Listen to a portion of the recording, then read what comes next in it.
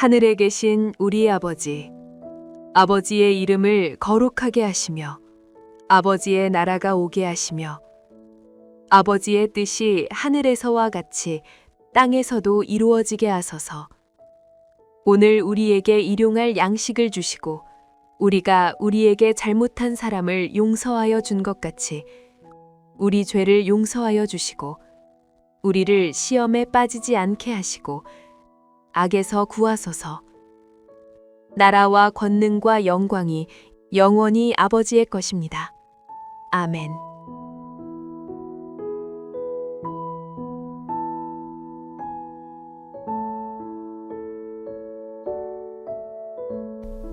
그 후에 그가 나를 데리고 문에 이르니 곧 동쪽을 향한 문이라.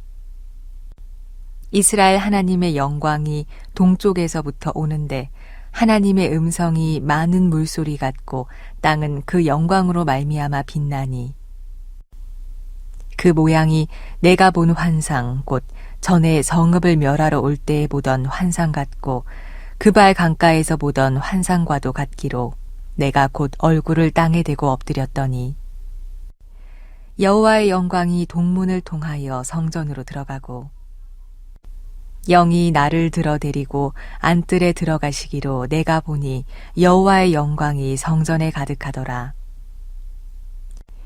성전에서 내게 하는 말을 내가 듣고 있을 때에 어떤 사람이 내 곁에 서 있더라. 그가 내게 이르시되 인자야 이는 내 보좌의 처소 내 발을 두는 처소 내가 이스라엘 족속 가운데 영원히 있을 곳이라. 이스라엘 족속 곧 그들과 그들의 왕들이 음행하며 그 죽은 왕들의 시체로 다시는 내 거룩한 이름을 더럽히지 아니하리라. 그들이 그 문지방을 내 문지방 곁에 두며 그 문설주를 내 문설주 곁에 두어서 그들과 나 사이에 겨우 한 담이 막히게 하였고 또 그 행하는 가증한 일로 내 거룩한 이름을 더럽혔으므로 내가 노하여 멸망시켰거니와 이제는 그들이 그 음란과 그 왕들의 시체를 내게서 멀리 제거하여 버려야 할 것이라. 그리하면 내가 그들 가운데 영원히 살리라. 인자야 너는 이 성전을 이스라엘 족속에게 보여서 그들이 자기의 죄악을 부끄러워하고 그 형상을 측량하게 하라.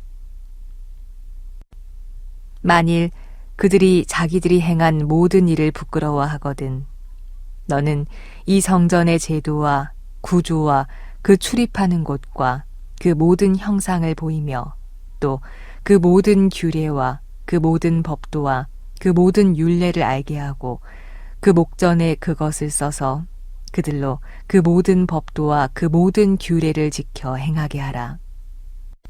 성전의 법은 이러하니라. 산 꼭대기 지점의 주인은 지극히 거룩하리라. 성전의 법은 이러하니라.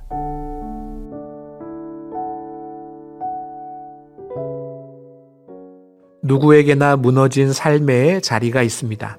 상처받은 순간들이 있고 기억에서 지워버리고 싶은 순간들이 우리 삶에는 분명히 존재합니다.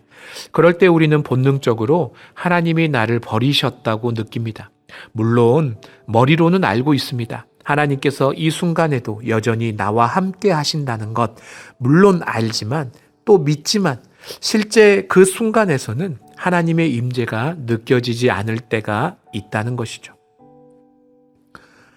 그런 무너진 삶의 기억은 때로 우리 영혼에 마치 염증처럼 남아 시간을 지나도 영향을 줍니다. 불안해지는 거죠. 힘들 때마다 이 질문이 떠나지 않게 되는 것입니다. 하나님은 정말 살아 계신 걸까? 하나님은 정말 내 기도를 들으시는 걸까? 하나님은 정말 내게 관심이 있으신 걸까? 우리 삶에 지나간 실패와 상처의 순간들이 해석되지 않으면 시간이 지나도 의심과 불신이 염증처럼 남아 하나님을 신뢰하고 하나님께 더 깊이 나아가는 것을 가로막을 때가 있다는 것입니다. 이스라엘 민족에게도 여전히 잊히지 않는 아픈 기억이 남아 있었습니다. 그것은 그들의 나라가 멸망하고 성전이 무너지고 포로로 끌려간 기억입니다. 하나님께서 분명 이스라엘을 떠나지 않겠다고 약속하셨고 다윗 왕조가 영원할 거라고 약속하셨는데 하나님의 약속이 무너진 것입니다. 이방 민족에 의해 성전이 무너지고 나라는 멸망하고 백성들은 포로로 끌려갔던 그 고통의 세월 속 하나님이 우리를 버리셨다는 그 아픔이 이스라엘 민족에게 여전히 소화되지 않고 남아 있었다는 것입니다. 물론 이 고통의 원인은 이스라엘에게 있음은 분명합니다. 그들은 음행을 저질렀고 우상을 숭배했고 꺼리낌 없이 불의를 저질렀습니다.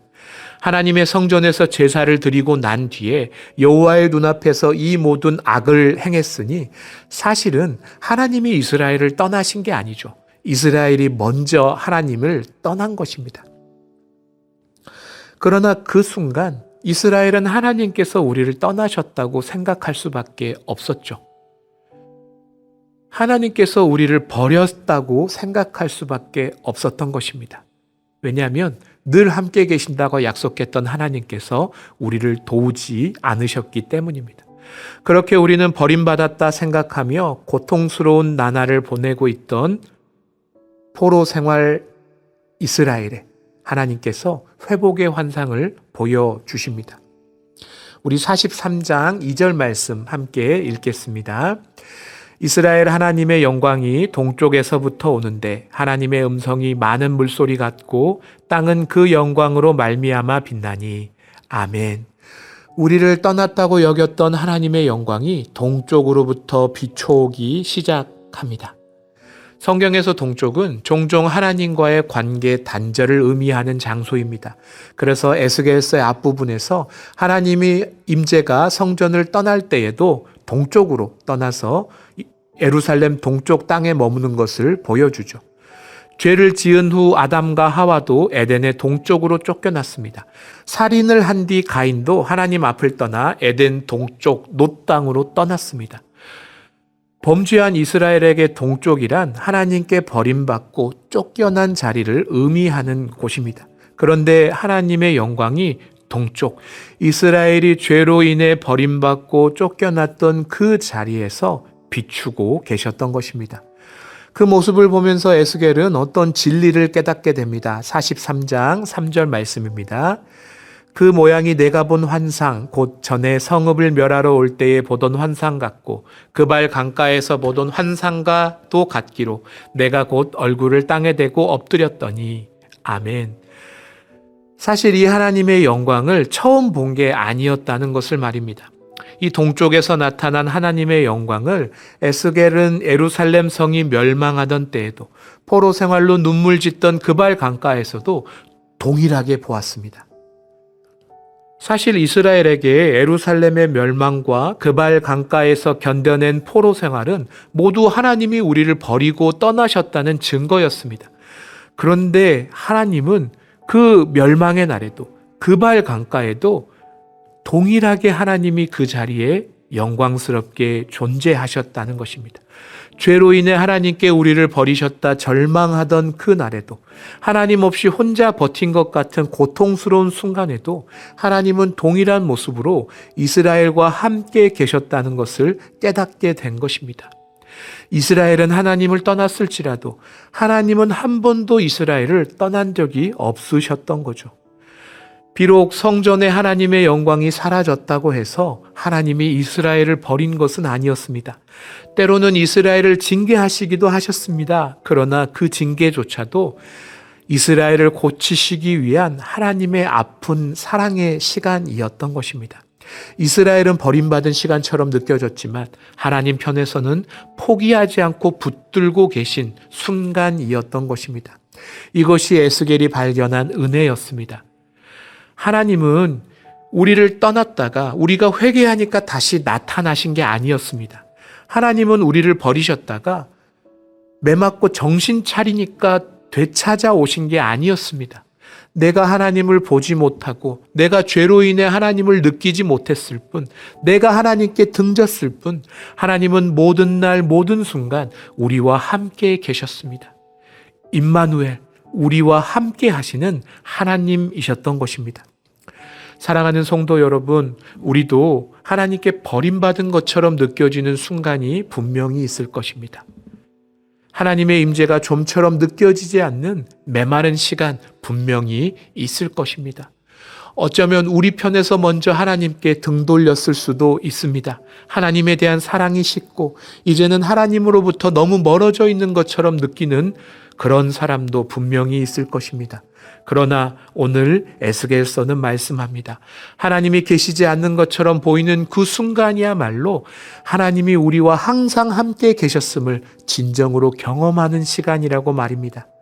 아무도 모르게 눈물을 삼켰다 생각했을 바로 그 자리에도 하나님은 계셨습니다.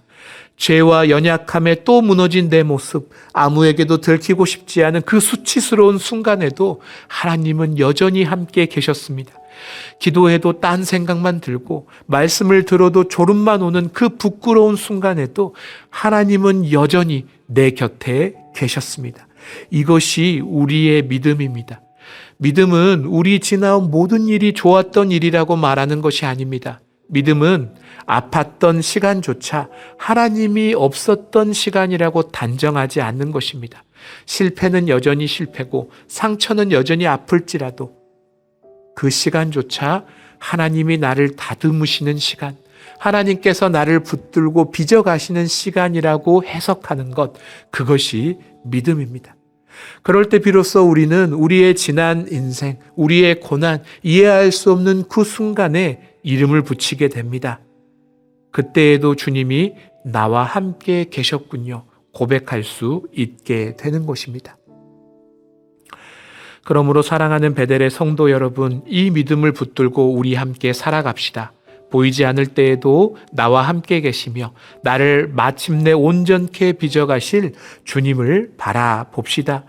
주께서 우리의 모든 아픔과 상처의 시간조차도 하나님의 영광을 드러내는 믿음의 시간으로 바꿔주실 것을 신뢰합시다.